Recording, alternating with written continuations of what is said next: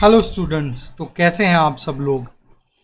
इस particular video में हम चैप्टर नंबर 4 को डिस्कस करेंगे और अगर पॉसिबल हुआ तो एक ही वीडियो में चैप्टर को फिनिश कर देंगे, क्लास कर देंगे, दी एंड कर देंगे। ठीक है, तो चलो हम एनसीईआरटी बुक की हेल्प लेते हैं ताकि कोई भी चीज़ ऐसी बचे ना जो हमें पढ़नी है। और आपको तो पता ही है, 9th और 10th में स्टैंडर्ड बुक्स होती है, मतलब कोई भी स्कूल हुआ, प्राइवेट हुआ या सरकारी, सब में सेम बुक्स लगती है। ठीक है, और इन्हीं में से फिर एग्ज़ाम भी बनते हैं, फाइनल पेपर्स और mid term papers, periodic test. तो इन्हीं बुक में को जो बच्चा अच्छे से कर लेगा उनके अच्छे मार्क्स आने ही हैं। तो चलो स्टार्ट करते हैं। चैप्टर नंबर 4, चैप्टर का नाम है, क्या है, linear equation in two variable.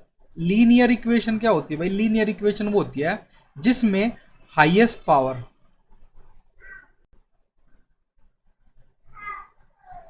वो कितनी होगी? 1 होगी। ठीक है, मान लो मैं लिख दूं यहाँ पे x square plus 2x plus 1 is equal to 0।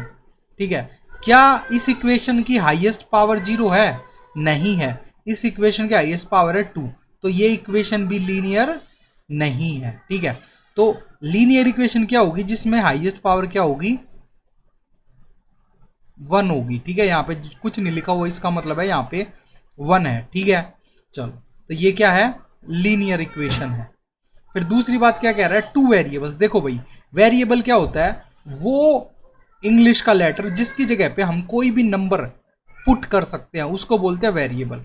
तो इस इक्वेशन के अंदर x जो है वो क्या है? एक वेरिएबल है। इसकी जगह पे हम कोई और भी वैल्यू पुट कर सकते हैं। इसकी जगह पे -2 आ सकता है क्योंकि -2 + 2 = 0। ठीक है, तो वेरिएबल होता है ये। अब इसने बोला टू वेरिएबल। भाई हमने जो अभी अभी जो ये x + 2 = 0 इक्वेशन देखी, इसके अंदर तो सिर्फ एक ही वेरिएबल है, वो है x। तो हमारी जो ये बात है linear equation in two variables, वो इस इक्वेशन से सेटिस्फाई नहीं होती। तो हमें लीनियर इक्वेशन रखनी है, मतलब हाईएस्ट पावर 1 होनी चाहिए और वेरिएबल्स 2 होने चाहिए। तो हम लिख सकते हैं x + y, ठीक है, = 0 लिख सकते हैं। x + 2y = -8 लिख सकते हैं, क्योंकि देखो टू वेरिएबल्स हैं, एक वेरिएबल ये x है और एक वेरिएबल ये y है। हाईएस्ट पावर दोनों की 1 है, इसलिए जो हमारी ये बात है कि linear equation in two variable वो सही है। ठीक है, तो ये एग्जांपल्स है linear equation in two variable के। चलो हम आगे नीचे की तरफ जाते हैं और देखते हैं कि कोई ऐसी बात हो जो हमें हाईलाइट करनी चाहिए। ठीक है, आपको स्पेशली बतानी चाहिए, क्योंकि देखो ज़्यादातर बातें तो आपने जो इसकी इससे अर्लियर क्लासेज है 7th 8th उसमें पढ़ ली होंगी। ठीक है, तो उन्हीं को चलो फिर से रिवाइज करवा देंगे। ठीक है, एक बात है यहाँ पे बता देते हैं कि जो लीनियर इक्वेशन होती है ना, उसका सिर्फ सिंगल सॉल्यूशन होता है। क्या? यहां लिख देते हैं, there is only single solution.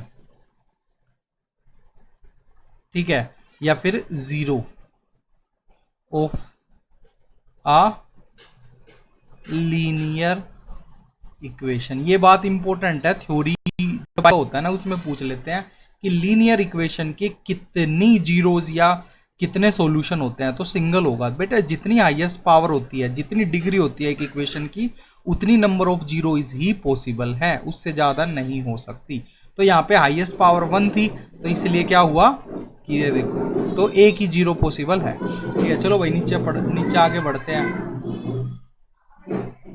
ये एक इंपॉर्टेंट बात है बुक के अंदर, आप भी अपना मार्क कर लेना कि जब कभी भी हम सोल्व करेंगे एक इक्वेशन को, तो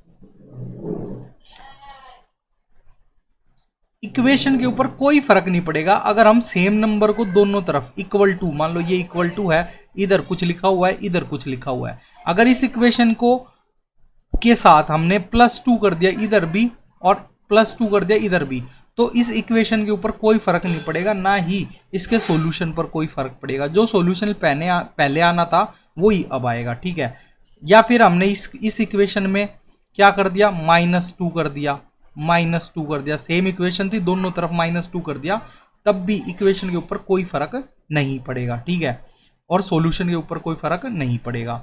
अच्छा, सेम बात बोल रहा है, अगर मान लो ये इक्वेशन है इधर और इधर कुछ लिखा हुआ है, ठीक है, 2x और यहाँ लिखा हुआ है 3y, ठीक है, अगर दोनों साइड हम सेम नंबर से मल्टीप्लाई या सेम नंबर से डिवाइड कर देंगे तो भी सॉल्यूशन के ऊपर कोई भी फर्क नहीं पड़ेगा, ठीक है।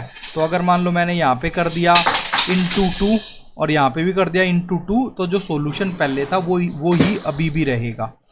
ऐसे ही अगर सेम को मैंने डिवाइड कर दिया 2 से और इधर भी डिवाइड कर दिया 2 से, तो अभी भी जो सॉल्यूशन पहले था वो ही रहेगा, कोई भी चेंज नहीं आएगा। तो ये दो इंपॉर्टेंट बात है कि अगर कोई इक्वेशन दे रखी है और उसके लेफ्ट हैंड साइड और राइट हैंड साइड को सेम नंबर को प्लस कर दो या सेम नंबर को माइनस कर दो या सेम नंबर को मल्टीप्लाई कर दो या सेम नंबर को दोनों साइड डिवाइड कर दो, कोई भी फर्क नहीं पड़ेगा। सॉल्यूशन जैसा पहले था वो वैसा का वैसा ही रहेगा, आंसर फिर भी सेम आएगा, ये बात है, ठीक है। चलो ये बात हो गई हो तो थोड़ा आगे बढ़ लेते हैं भाई। ये क्वेश्चन आप, ये थ्योरी है, पढ़ लेना कि कैसे लिखते हैं टू वेरिएबल को, वह मैं आपको बता चुका हूँ। देखो भाई, प्रूफ करते हैं कि इसमें टू वेरिएबल है। देखो x एक वेरिएबल है, y एक वेरिएबल है, हाईएस्ट पावर दोनों में 1 है, तो ये क्या है, ये इक्वेशन है इन वन वेरिएबल, मतलब लीनियर, ये क्या है, लीनियर इक्वेशन है इन टू वेरिएबल, जो हमारा चैप्टर का नाम है वही।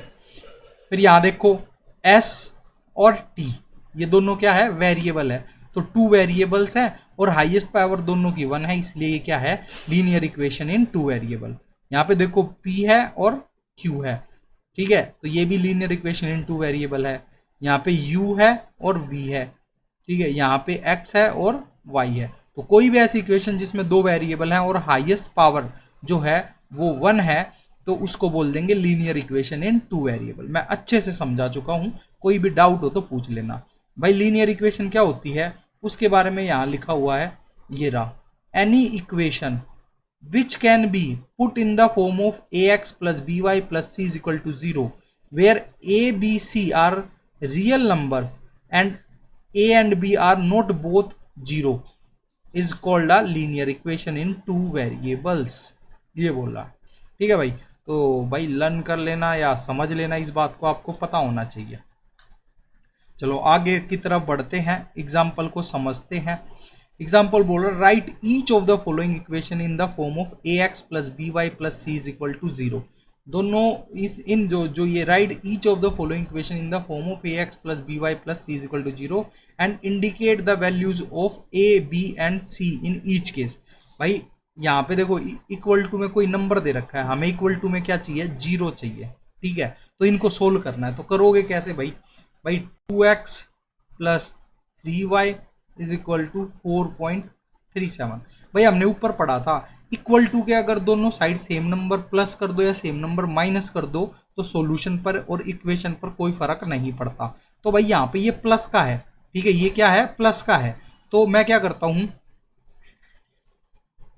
Late subtract 4.37 from both sides. ये लिखते ही इसका मतलब ये हो गया कि 2x plus 3y minus 4.37 is equal to 4.37 minus 4.37।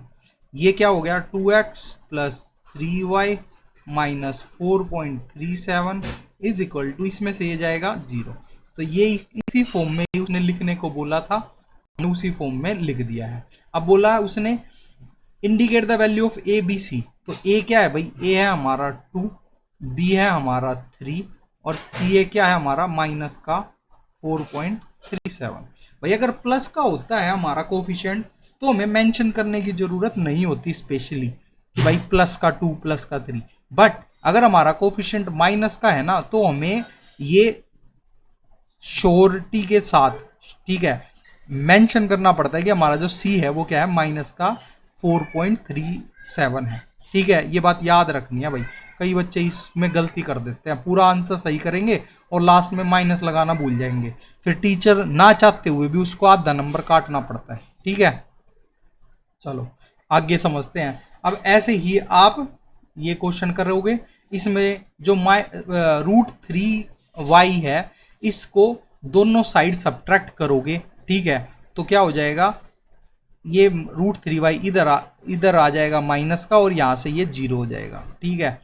तो लिख देता हूँ भाई, यहाँ पे लिख देता हूँ, ठीक है। सेकंड पार्ट, ये फर्स्ट पार्ट था।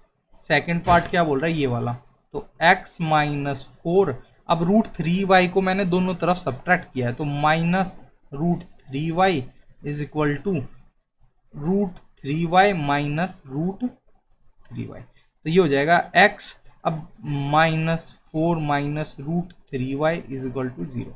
अब भाई देखो, जो हमारी ये वाली फॉर्म है उसमें x आता है फिर y आता है, और यहाँ पे c जो है कांस्टेंट वो बीच में आ गया, तो हम उसको क्या करेंगे, पीछे धका देंगे, ठीक है। तो ये हो जाएगा, क्या हो जाएगा, x माइनस √3y, और ये माइनस का 4 इज इक्वल टू 0। तो इसमें a क्या हो गया भाई हमारा, कोफिशिएंट 1, b क्या हो गया भाई हमारा, माइनस का √3, और c हमारा क्या हो गया, माइनस का 4। तो ये हमारे कोफिशिएंट हो गए, ठीक है। ऐसे कर लेंगे। इनमें से कोई करके दिखाना है? हाँ सर ये तो ठीक है, मैं 4 को जो है दोनों साइड सब्ट्रैक्ट कर दूंगा, हो जाएगा, ठीक है। पर इसका क्या करूं सर, इसमें तो कोई कांस्टेंट है ही नहीं। तो कोई बात नहीं, हमने पढ़ा था ऊपर कि a और b 0 नहीं होने चाहिए, c बेशक से 0 हो जाए। तो इसको सोल्व कर देंगे, ले वही यहाँ कर देता हूँ मैं, ठीक है। फोर्थ पार्ट, ठीक है। तो लिख देंगे 2x is equal to y, subtract y from both side, तो ये हो जाएगा 2x minus y is equal to 0। तो a हमारा हो जाएगा 2, b हो जाएगा हमारा -1, और c हो जाएगा हमारा, क्या है ही नहीं, तो इसका मतलब 0, ये आंसर होगा। तो ये हो गया हमारा एग्जाम्पल कंप्लीट। उम्मीद कर रहा हूं कि आपको अच्छे से, बहुत आराम से ये चीज समझ आ गई होगी, ठीक है। चलो भाई आगे बढ़ते हैं अब। अच्छा मैं बता दूं कि मैं ट्यूशन क्लासेस लेता हूँ, प्राइवेट ट्यूशन क्लासेस भी लेता हूँ। अगर कोई बच्चा इंटरेस्टेड है तो वो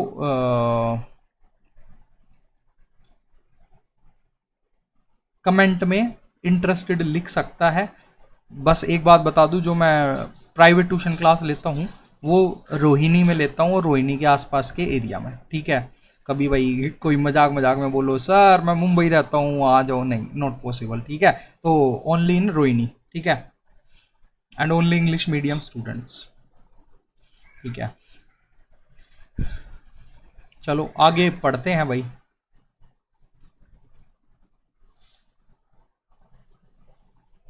अब है एग्जाम्पल नंबर 2, ठीक है। एग्जाम्पल नंबर 2 क्या है,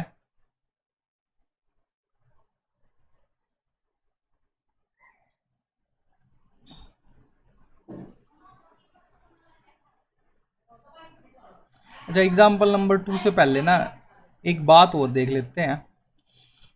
यहाँ हो गया, हाँ ये क्वेश्चन 1 हो गया कंप्लीट। अब एक बात देख लेते हैं, यहाँ लिखा हुआ है equations of the type ax plus b is equal to 0 are also examples of linear equations in 2 variables because they can be expressed as ax plus 0y plus b is equal to 0, ठीक है भाई। इस बात को mark कर लो, ठीक है, क्योंकि अब इसने यहाँ पे ये बात मेंशन की है ना, तो अब अगले क्वेश्चंस में इसका यूज हो सकता है, ठीक है।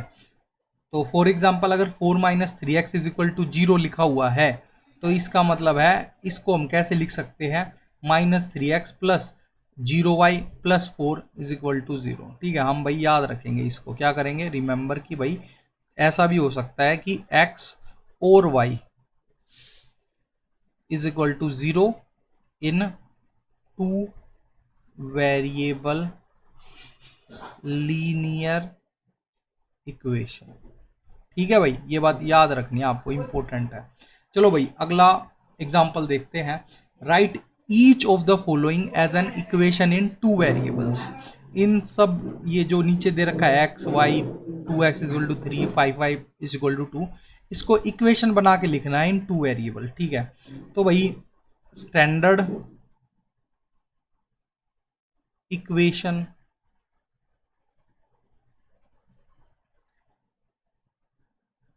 Standard equation of linear equation in two variables. वो क्या है? वो है बेटा a x plus b y plus c is equal to 0। ठीक है, तो भाई ये x पहले सवाल के हिसाब से x इज इक्वल टू -5 है। ठीक है, दोनों साइड हम +5 करेंगे तो क्या होगा, x plus 5 is equal to, यहाँ पे भी +5 हो गई है, 0 हो जाएगा। अब हम देख सकते हैं कि ये हो गई भाई, ये बन गई हमारी, ठीक है, 2 वेरिएबल की। बट इसको हम और कैसे लिख सकते हैं? इसको लिखेंगे x plus 0.y plus 5 is equal to 0, ऐसे लिख देंगे। ठीक है, ठीक है भाई, इसको कैसे लिख देंगे? ऐसे लिख देंगे। ठीक है, फिर y इज इक्वल टू 2, तो इसको कैसे लिखेंगे भाई?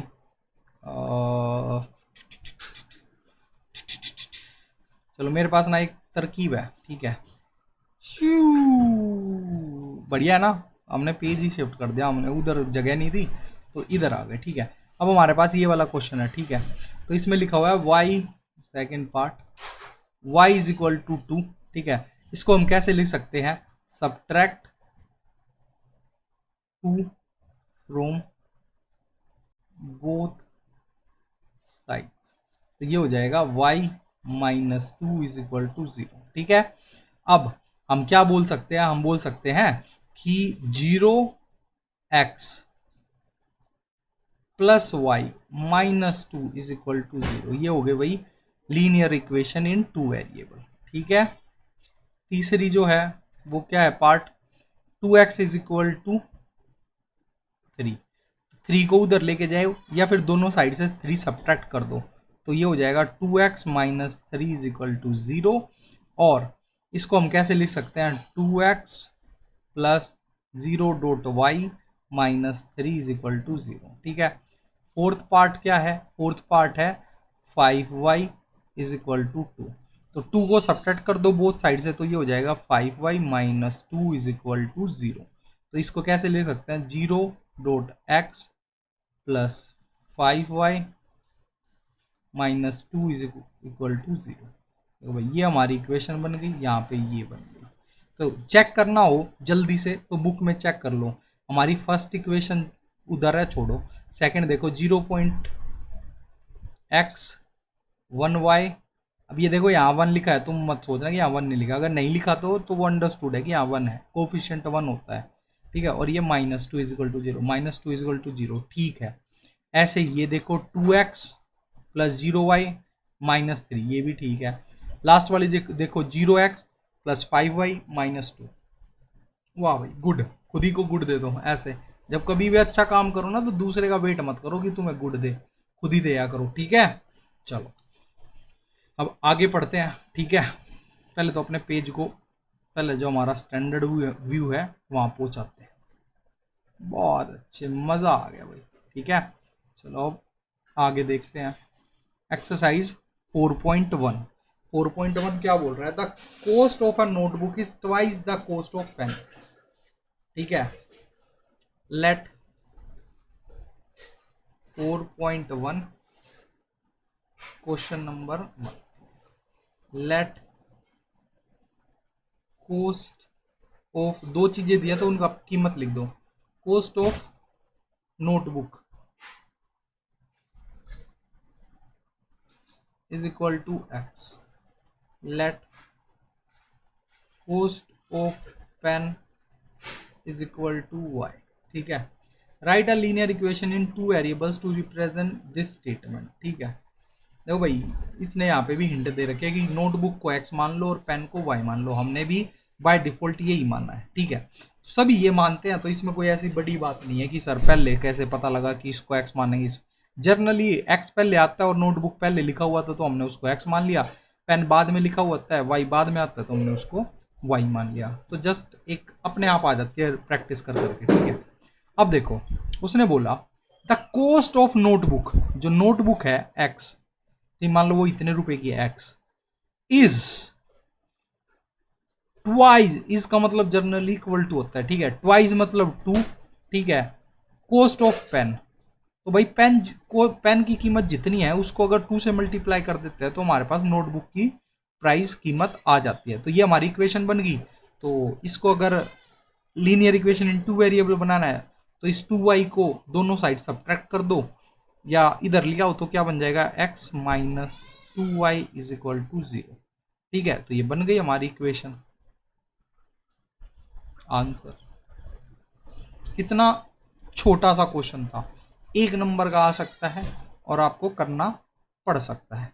तो जब इस चीज को मतलब क्वेश्चन को इंग्लिश में पढ़ के मैथमेटिकल टर्म में लिखना सीखो और प्रैक्टिस करो। ठीक है भाई, चलो अगला पार्ट करते हैं। क्या है, express the following linear equations in the form of ax plus by plus c is equal to 0 and indicate the values of a b and c in each case। देखो भाई, ऊपर जो एग्जाम्पल नंबर 2 था वो exactly same चीज लिखी हुई है कि इस फॉर्म में लिखो और ए बी सी क्या है वो इंडिकेट करो। ठीक है तो इस क्वेश्चन को मैं दोबारा नहीं कराऊंगा क्योंकि आपको ये मैं जो कॉन्सेप्ट है वो समझा चुका हूं। आप इन क्वेश्चंस को दोबारा से करो और जो क्वेश्चन आपसे नहीं हो, जिसका आंसर आपसे मैच नहीं हो रहा हो पीछे बुक के वहां से, तो आप कमेंट कर देना, फिर मैं उस क्वेश्चन को एक्सप्लेन करूंगा। ठीक है, अच्छा एक बात बता दूं छोटी सी, कि देखो यहाँ पे 9.35 लिखा हुआ है ना, 9.35 के ऊपर बार है ना। तो भाई जो चैप्टर नंबर फर्स्ट है उसमें ये बार को सोल्व करना सिखाया हुआ है, कैसे करते हैं। तो इसको सोल्व करने से पहले इस बार को जरूर सोल्व कर लेना। ठीक है, फिर इसको सोल्व करना तो आराम से हो जाएगा। ये मत सोचना ये गलती से आया हुआ है, ये स्पेसिफिकली उसने दे रखा है कि यहाँ पे बार है ताकि आपका फर्स्ट चैप्टर में जो पढ़ा है वो रिवाइज हो जाए। तो इसको सोल्व करना और फिर करना। ठीक है, फिर इसमें सिंपल ये तो लिखी हुई है, ज़्यादा से ज़्यादा एक काम कर सकते हो, एलसीएम ले सकते हो इसका। ठीक है, या फिर डायरेक्ट भी आंसर बता सकते हो कि ए क्या है, बी क्या है, सी क्या है।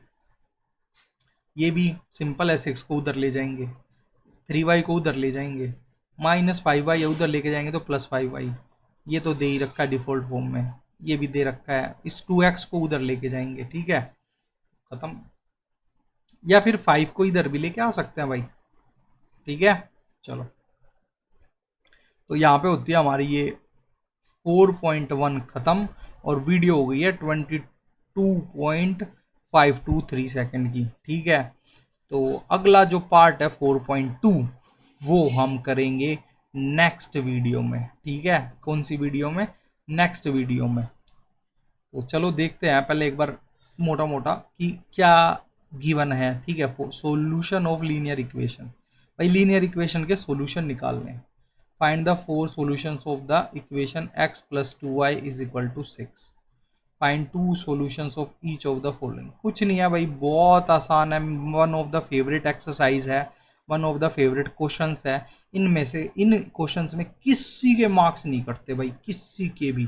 तो just chill and be happy कि आपको ये एक्सरसाइज हो गई है और जैसे एग्जाम में क्वेश्चन आएगा लपेट देंगे। ठीक है, मतलब लपेट देंगे मतलब अच्छे से क्वेश्चन को हम अटेम्प्ट करेंगे और पूरे मार्क्स लेंगे। ठीक है, ठीक है, तो इसको करेंगे हम नेक्स्ट वीडियो में।